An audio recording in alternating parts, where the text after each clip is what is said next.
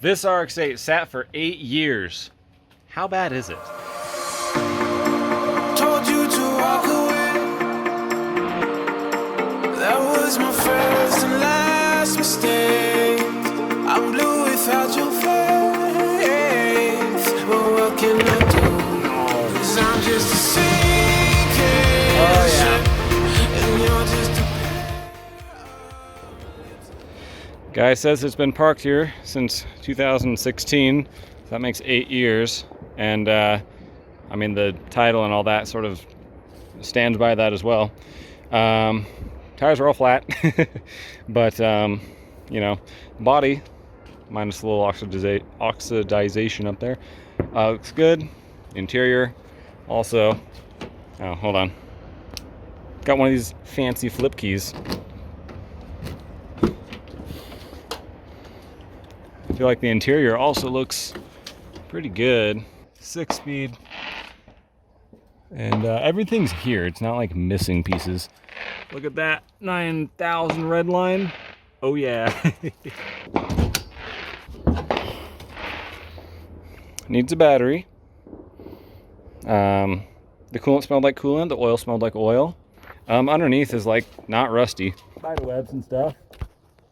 But yeah.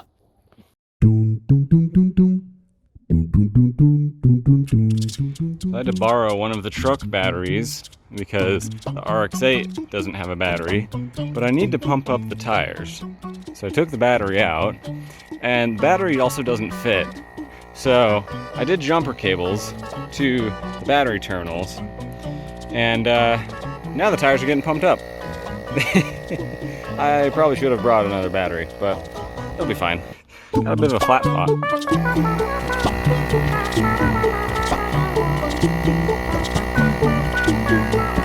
There we go.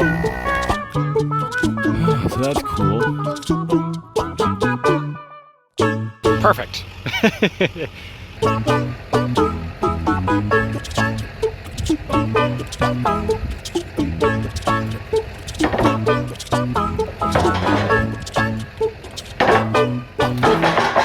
Now I just gotta push it. Here's a trick for moving cars around when you just can't push it. Get yourself a bar, pretty long one, something you can shove against the ground. Yeah, come under the tires here. Don't worry, you're not gonna hurt the tires doing this. You just pry up. You keep working your way backwards. It's slow, but like anyone can do it. And you don't have to worry about rolling forward because, you know, the bar's in the way. I gotta get it back there. Ta-da! All right, finally get to work on the Rx8. Find out exactly what I've got here. Firstly, the interior could use some vacuuming for sure. I mean, just look at that footwell there. I don't know what the guy was doing with his heels. Maybe he was wearing cleats or something, but my goodness, really dug into there. Definitely boots. Yeah, a floor mat could fix that. And then after that, I'm gonna pull out some spark plugs and look in the engine. And then, it's got all the old gas in it, and I don't really want that. So you come to the back seat here, you pull up on it pretty hard. Got a little access door for the fuel here. I'm gonna open that up, drain the old fuel, and then I'll put in some new fuel and new battery and oil change. And then we're gonna try and start this thing. Hopefully it starts, but you know, it's sat for 8 years. I can only hope for so much. Apex seals might be gone.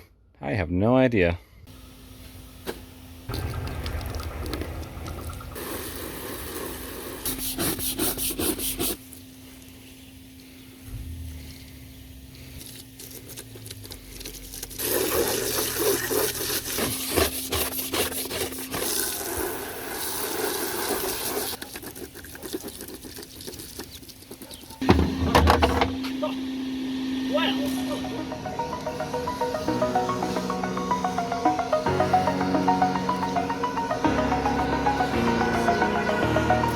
over the edge. Feel like I'm floating through the air. The pain I felt is paid for, all is said and done. Oh, I am restricted, fixed upon the web. I habit that my mind is breathing in. Break out, I've got to see. Spent all my life holding all of it closely.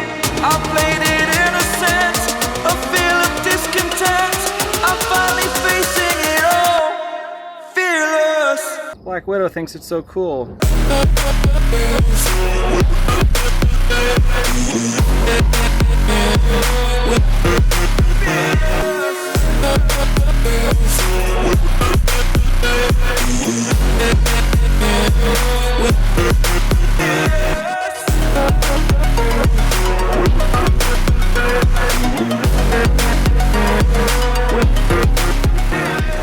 Alright, so taking this ring off is a real pain, and I don't have the tool. But I do have zip ties, hose, and a barrel.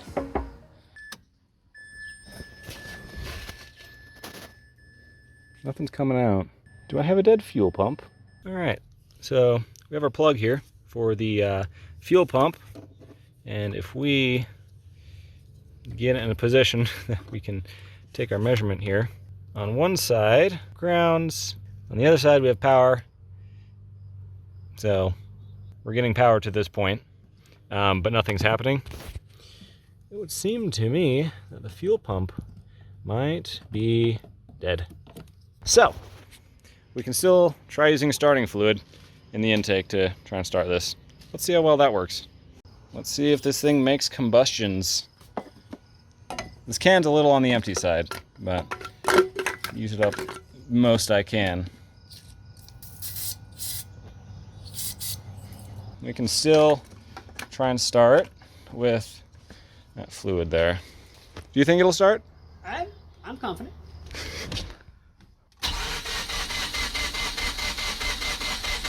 Let me go grab my other can of starting fluid.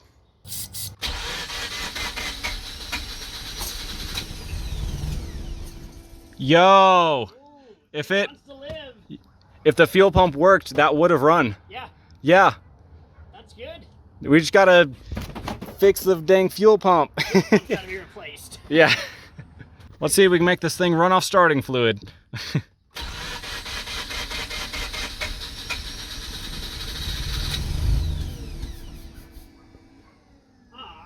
Let's try again.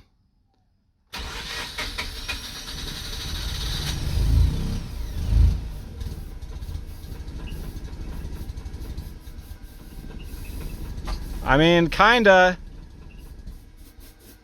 All right. I'll stop spraying starting fluid. Well, you can't run off starting fluid all that well, but No, but it does run off. it got up to 2,000 RPM. That tells me that with appropriate fuel, it should, you know, maintain that. So, dang fuel pump. So, to review, I'm very red for some reason, sunset.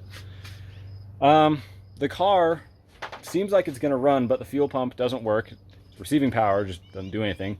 So, gotta replace the fuel pump. I've already ordered a fuel pump and the tool to open that up. Did an oil change, looked in the spark plug holes. Spark plugs are in good condition. The inside seems good and normal and not rusty. And put a new battery in it. Just gotta get that fuel pump, and I think we're gonna be starting it. It'll run. After that, we can determine how well it runs and see what other things we need to do. But I mean, I can see it right there ahead of me. It's gonna run.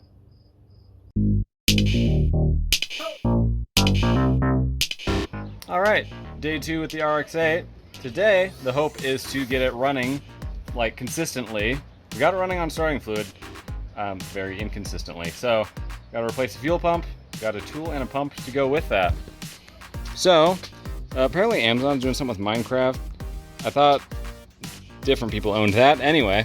So, got a pump and got a special tool for opening the thingamajiggy over there, because a wrench won't do it. All right, so we got our tool here. I'll have to put the camera down to actually do this, but the idea is you get this out to the right size, then you take your 13 mil wrench to it, tighten, and then you take a 3/8 drive, and then you turn the thing, and it should take that ring off. Let's make it happen. Yeah!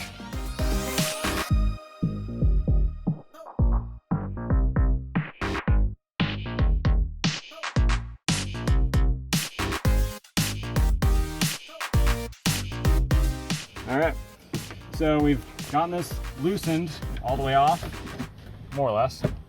Now, let's actually take a look here. It is just a tad bit spring-loaded, so it rises up.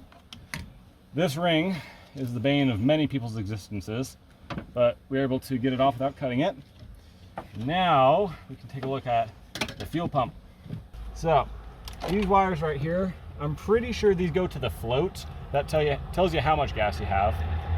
And we want to leave that alone.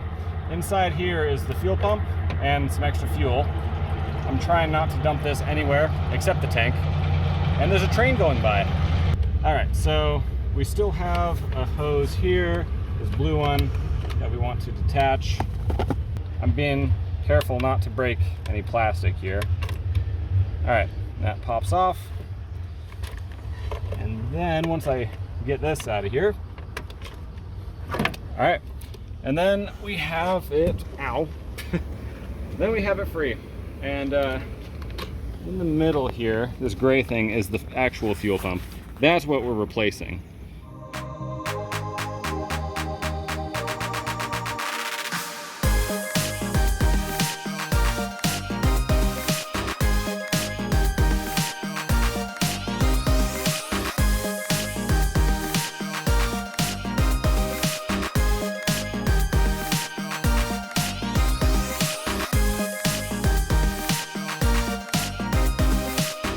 Tabs here, and then the middle will lift out from the outer part here. So we'll push in the tab, maybe. So I learned a similar rule when it comes to tools. Just like with shooting, know your target and what's behind it.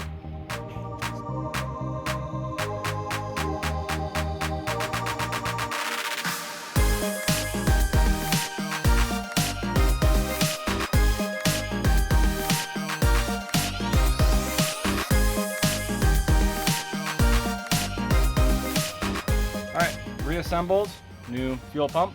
We just drop it in, hook it up, and then put gas and start. Literally, that's all we have left to actually find out if this thing will run. Looks so close. We put it through like this on the inside here. Then we can plug in our wire.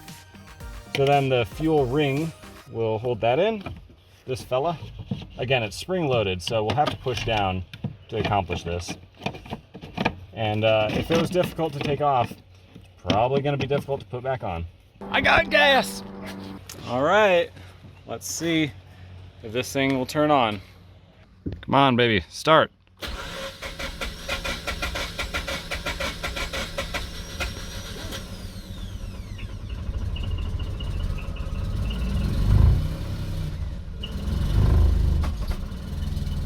Come on, get all that old stuff out. Puffing a lot of smoke.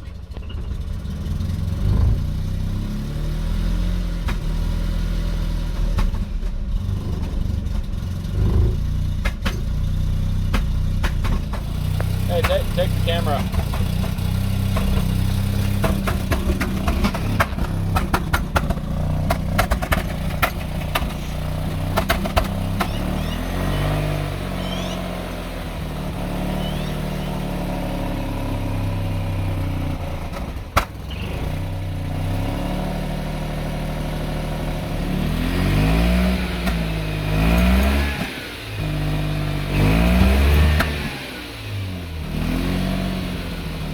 If I keep my foot on the throttle, I can keep it running a bit. But if I let off, yeah.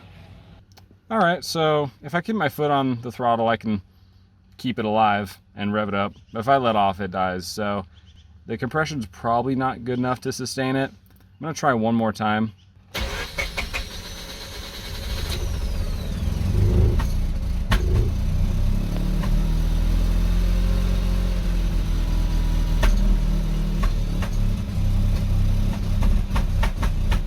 If I put my foot full on the gas,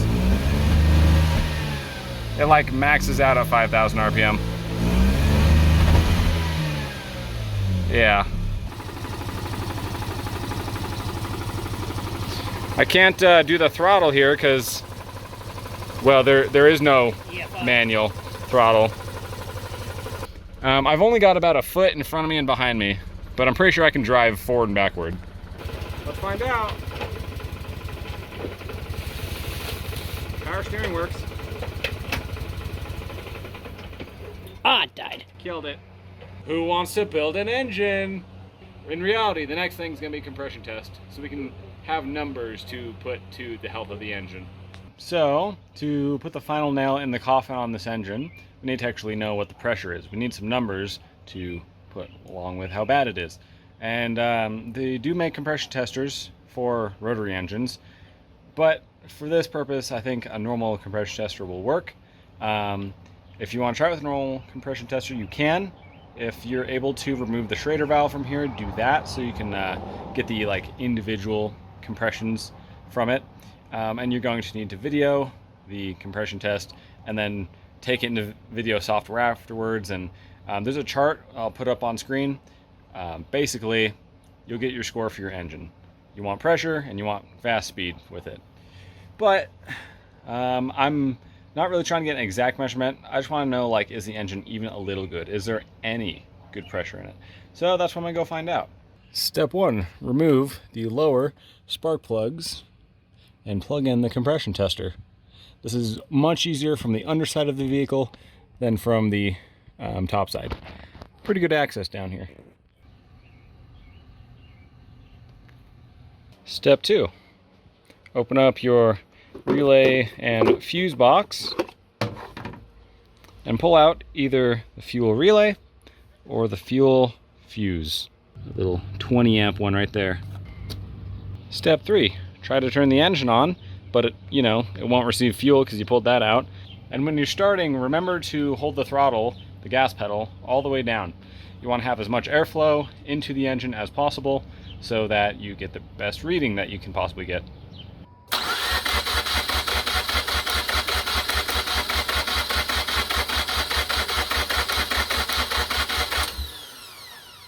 Repeat for rotor number 2.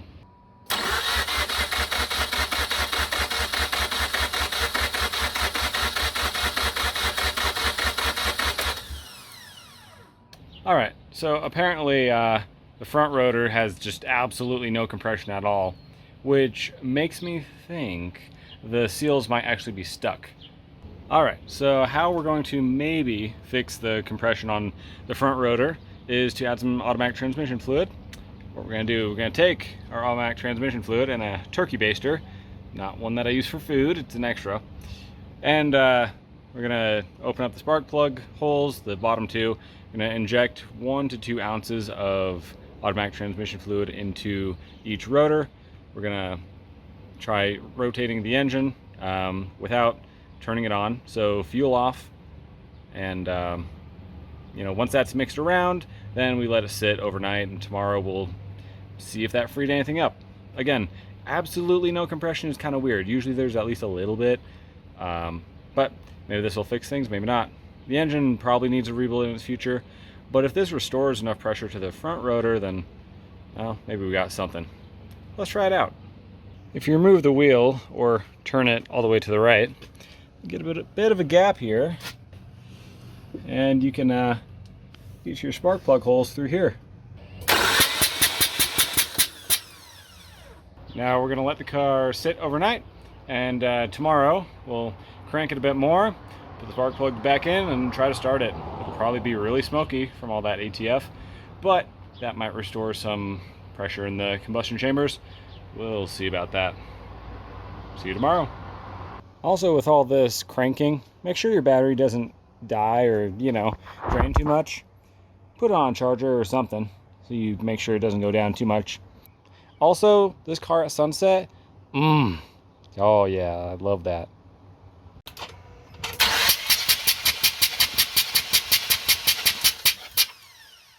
Spark plugs back in, fuel fuse back in place. Let's see what we can do here, we're going to run the car and try and burn off the automatic transmission fluid that we added to the engine. It might run better, it might not. I mean, obviously I hope for something good.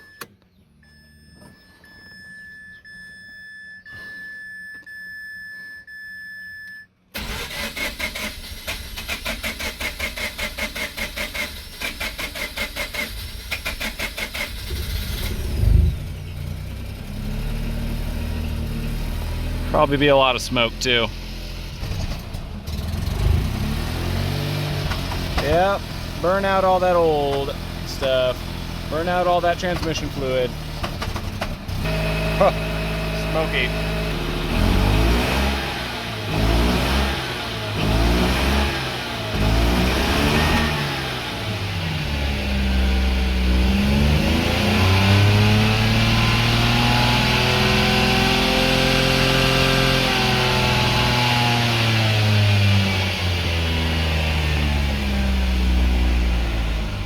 Well, miracles sometimes happen, but you can't always rely on them happening.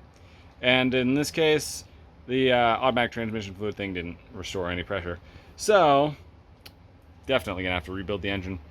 So, join me in part 2 when we get a little more involved with the engine. Little 1.3 liter, surely it can't be that hard. But we'll see what actually happens. First, I'm gonna take it out and see what the damage is and see what I need before I actually order anything, because some kits are just a few seals and some kits are like basically a whole new motor. I don't know what I'll need, but I guess I'll see you next time and see what else we can do with the Rx8. I really want to get this thing going. I love the exterior, especially at sunset. It looks really good. Anyway, see y'all next time. Peace out.